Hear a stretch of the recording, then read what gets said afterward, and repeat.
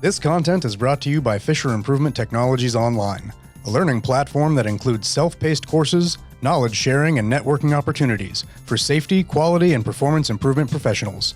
Join now for free at online.improvewithfit.com. All right. Hey, welcome back, everybody. Welcome back to another episode of the Hop In Podcast. I am one of your hosts, Ray, and I am here with Justin.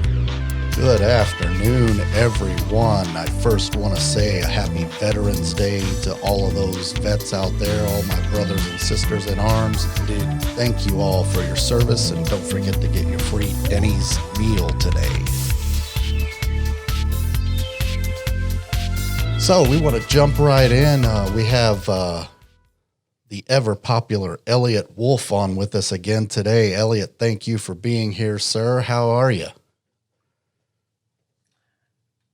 Doing well. Great to see you guys. Thanks very much. And happy Veterans Day. Thank you for your service. Thank you. Much appreciated. Well, we didn't have any requests for a topic this week. So what we thought we might do is talk about, because we're coming up to the holidays, and man, it's definitely going to be different this year than it's ever been, just because of the COVID-19 crisis that's still upon us. We want to talk about some of those holiday error traps that we can get caught up in. And, when you talk about HOP and human and organizational performance and error reduction technologies, those holiday error traps, man, they can sneak up on you because there's a ton of things that are going on in people's lives that can impact what you do, when you do it, and how you do it. What do you think, Justin? Yeah, absolutely. In particular, we're going to be discussing the error trap of first time or infrequent task. When people are cooking large dinners, it's not something that they do all the time. It's going to be considered an infrequent task. So you don't want to treat it as if you're in skill-based performance mode. Yeah, absolutely. I mean, there are some things that are going to be very different about those tasks when it comes to the holidays, whether it's hanging Christmas lights on your house. I mean, how many times do you actually do that? You hang them once, you take them down once a year, and at no point could you ever meet the criteria to be in skill-based performance mode, based on the science. Elliott, how about you? Anything that comes to your mind when you think about those first-time or infrequent tasks around the holidays?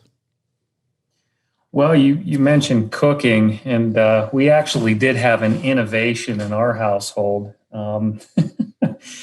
So, I'm a process safety guy, and one of our frameworks that we use to manage process safety risks is inherently safer process design, where we look to either minimize, substitute, moderate, or simplify our processes. So MSMS.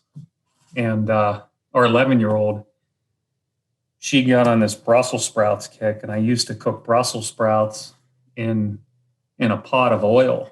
And if you've ever cooked Brussels sprouts before, you know that the moisture can cause explosions. So here I'm in the kitchen with the lid over top of the pot and oil's blowing out everywhere. It took me about 3 times before I decided to purchase an air fryer.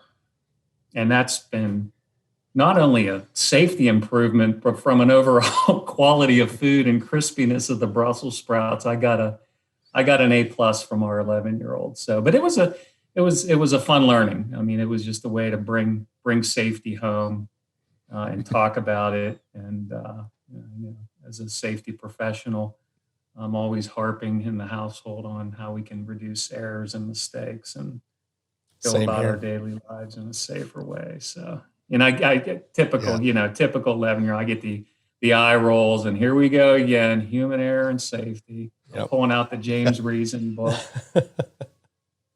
Oh, yeah. That happens around my house as well. Yeah. And I mean, so that's a great thing that you brought up, man. Those air fryers, that takes a lot of the danger out of the frying of things, because you just stick it in there and let the air do the work. You're not having to deal with the oil. the grease and mixing in and not knowing whether you got enough water out so that you don't create that explosion. So yeah, I mean, that's huge, especially for the people that fry turkeys. Now, a lot of times the turkeys that people are frying are so large they wouldn't fit in an air fryer anyway. But the fact that I've seen numerous videos of people that have dropped a frozen turkey into the vat of hot oil, and lo and behold, they've got a fireball 30 feet high, and it's uncontrollable because the oil splashes out and then gets onto the flame that's heating the pot, and it's just a mess from there.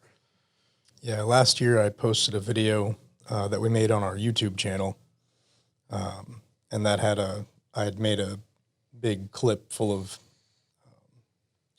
turkey grease fires. It's pretty wild how many of those happen every year. Yeah, it really is. And I actually read a statistic a little bit earlier that Thanksgiving is the highest time for house fires throughout the whole year, just by its very nature. And that's the one we're coming up to first, because everybody's got all kinds of things going. You got the oven going. Some got two. You've got the stove going if you're frying the turkey. And, you know, there's all these things. So I'm sure as a process safety guy, Elliott, you can respect having that process, you know, that flat surface, and taking it step by step and following that process step by step to ensure the best possible outcome and no adverse conditions. A big one, especially around Thanksgiving time, and, you know, if you're making holiday dinners, keep the kids out of the kitchen as best you can. You know, make the kitchen a no kid zone. There's just so many things that can happen. Yeah. That'll be especially hard for you, Justin, especially because your little girl likes to be in there helping. Yeah. But she's also learning I've seen that she's learned a lot of the things of what she can and can't and shouldn't touch when she's in the kitchen. Yeah, she's very good about that. It's the my younger one is the one I worry about, who's trying to be on us all the time. Yeah. You know. Yeah, hanging on that leg. Mm-hmm. Yeah, for sure. Well, you know, I want to go ahead and share what we talk about when we talk about these error traps. You know, we have these top 10 error traps, and they came from 5,000 significant events over multiple industries, and those first three, they all feel the same. Stress, multitasking, high workload, and time pressure, they all feel a lot like frustration. And then we have these next four of poor communications, vague or poor written guidance, overconfidence, infrequent or first-time tasks, which we'll do a little focus on today. They put us in or keep us in knowledge-based performance mode. Man, the bad thing about that is our error rate is so high in knowledge-based performance mode. It's 1 in 2 to 1 in 10. And in a lot of industry, that is not acceptable. Even the 1 in 10 is not acceptable. 10 to 50%. Yeah, I mean, I always teach it as you've got a 50-50 shot because you truly don't know. You may be right, but you're getting lucky. And if luck is your strategy, it eventually runs out. And then we have the last three of distractions, the first working day following time off of greater than 4 days, which that's going to come into effect here pretty soon too with the holidays coming up. And then the end of shift or extended hours, that last hour of the shift, they kind of interact and feed into those other traps. So, Ray, why don't we and Elliott kind of go through these and talk about, out of all these top 10 error traps, which ones would affect you just making a turkey dinner. Yeah, that's Right. a good idea. So stress, start with number one. I would say, yes, absolutely, that can impact someone making turkey dinner. No A lot of doubt. expectations on the perfect turkey, right? You only Oh, do yeah. it once per year. Yep. Yeah. And you've got people around that have even higher expectations sometimes, or you believe their expectations are higher. Yeah. So that just puts that undue pressure on you. And how about the stress of having family around that you may not get along with? And a lot of times during the holidays, you end up seeing family members or,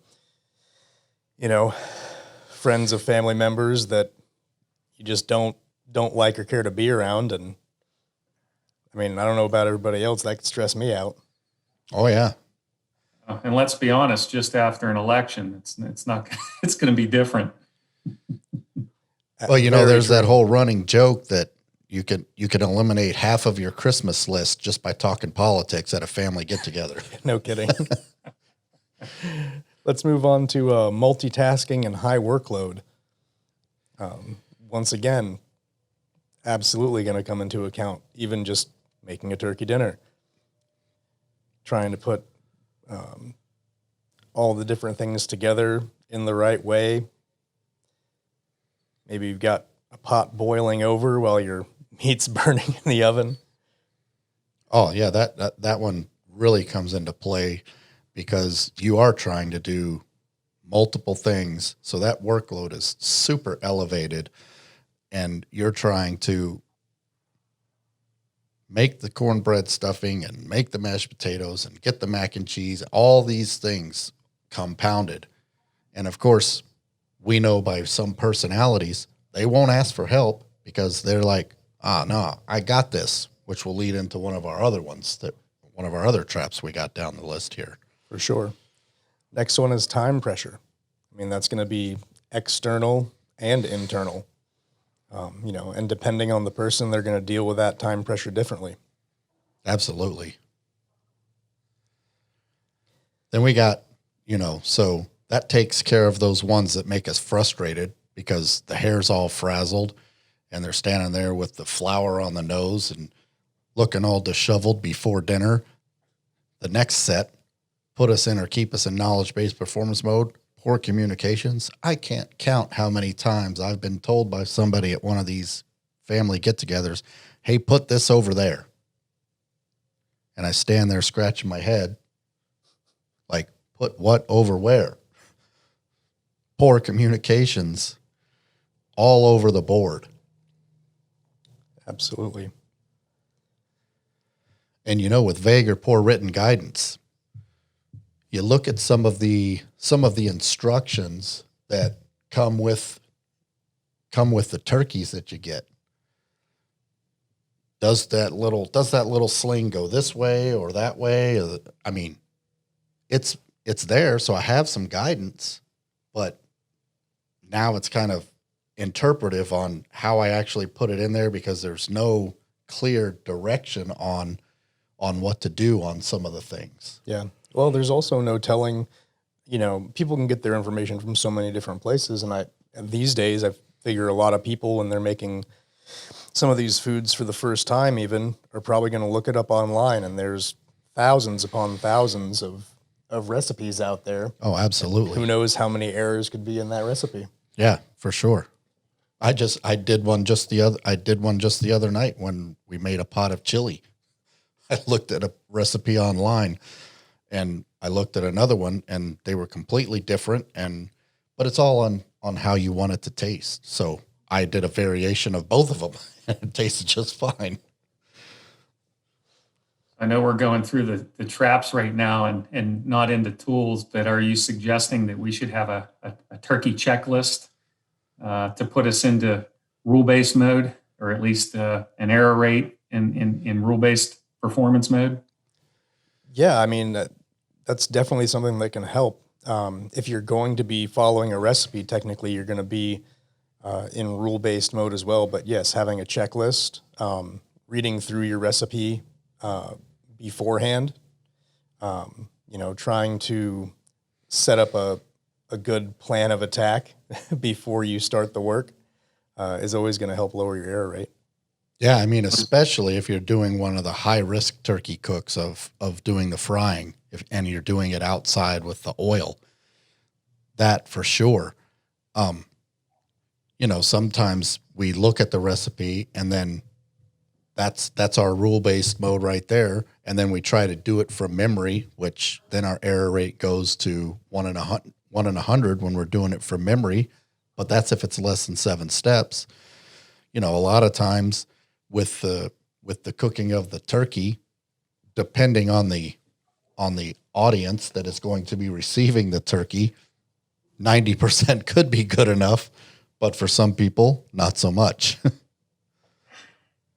Yeah, I don't know if you've ever baked blondies before, but if you buy a box of the pre-made ingredients, you get 2 packets, and honestly, I think I've screwed it up three times in a row with the instructions, because you mix the eggs with this packet and the water with this packet, and so doing this with our 11-year-old, we've kind of gotten into this habit of, okay, let's read through the instructions first, make sure everything makes sense, and actually simulate it and go through it before we make the cookies, or before you want to make candles, or before you want to cook something new. Let's just make sure the instructions make sense. So Yeah. I think that's some really good advice to actually run through the recipe or what have you. Yeah. And that advice carries over to the work in the field too.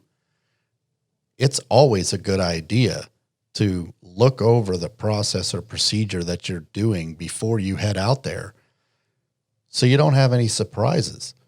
If you can find out, oh, well, hey, this doesn't make much sense. It's better to find that out before you get out there and go to take an action than waiting till it's too late. Right. And if you know about the written guidance error traps, that's your opportunity to find them before you start work. Let's continue our list here.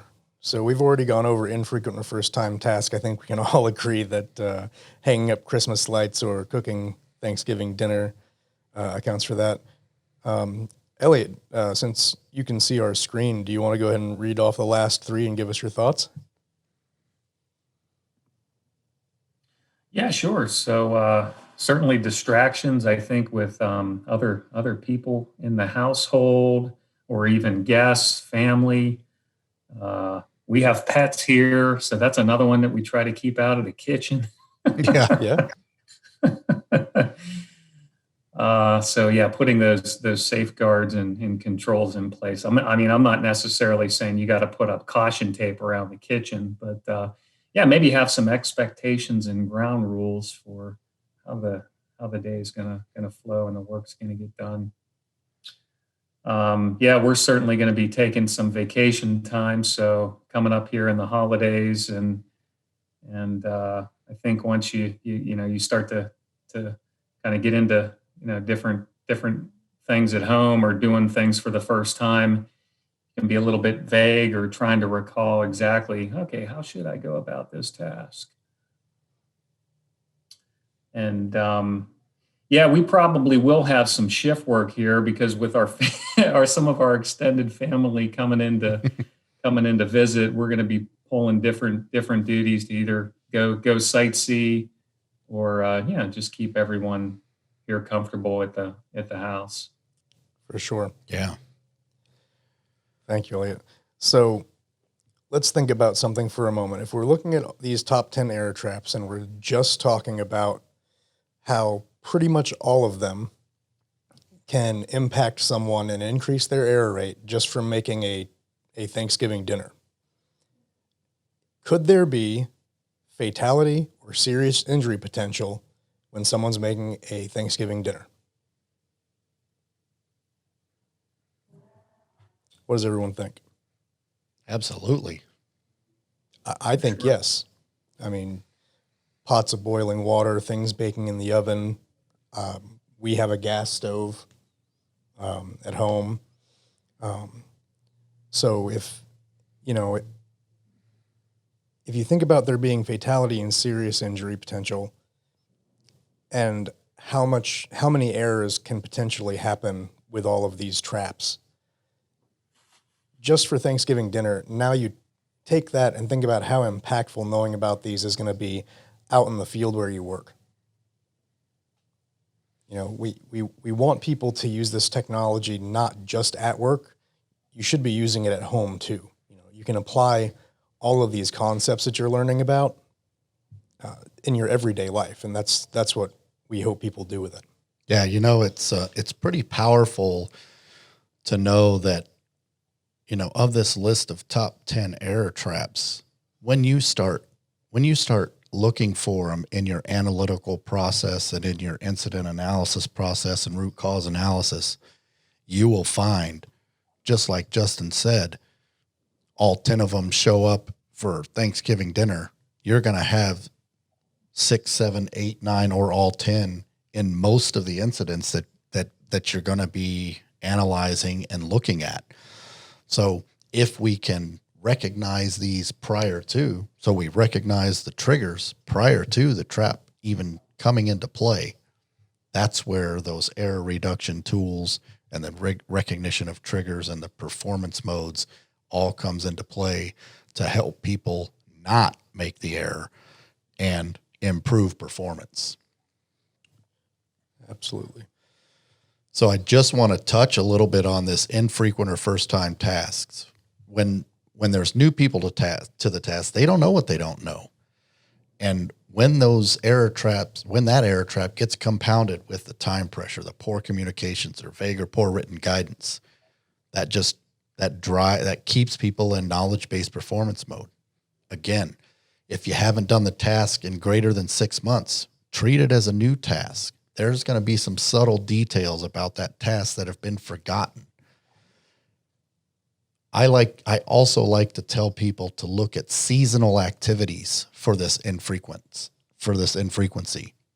You know, our friends in the northern areas, they're going to start experiencing this winter driving. And what happens to the incidents on the road that first snowfall of the season? They're going to probably be sliding all over the place. Yeah, it goes up because people tend to approach that task of driving either home to work or to the store. They approach it the same way that they have been, only there hasn't been any snow or ice on the ground in the last 6 or 7 months. So taking that time to slow down, to speed up, as we talk about through our HOP concepts, that's what's really going to help people reduce that probability that a mistake happens. Well said, Ray. I think we've got a few minutes left before we wrap things up here. Elliott, is there anything else that you'd like to discuss while you're on? Hey, just to maybe build on the good discussion here. I know we were focusing a lot on error prevention. It really got me thinking about the other layers of protection. You know, if you think about the Swiss cheese model or a bow tie diagram, more on the mitigation side, and something that we've done in our household, and it might be fairly common, is to ensure you've got a fire escape plan or route, which you're not going to need to do that unless you have an emergency. So by definition, it's an infrequent or first time task. But we went out and purchased a 13-foot second story kiddie escape ladder and have gone through just a drill here in the household. But when you think about having other family members over or friends or guests during the holidays, I think it would be a good idea just to make sure everyone's aware of, if we did have a fire in the home, and these are rare events, right? They don't happen very often. Sometimes it's hard to get our head around the reality of it if it does happen. But if it does, we want to make sure we execute the plan successfully and error-free. That's a great point, Elliott. And to follow on with that, also having a muster point that your whole family knows about, so that if there is a fire or some emergency where the house has to be exited, everyone knows to go to the exact same meeting place, that would be safe. I do not remember the exact statistic, but I know it's very high. It's something like 80 or 85% of fatalities with house fires come from people that went back in after they made it out to find somebody that was already out of the house. Yeah, it is 85%, and the Houston Fire Department actually did that study.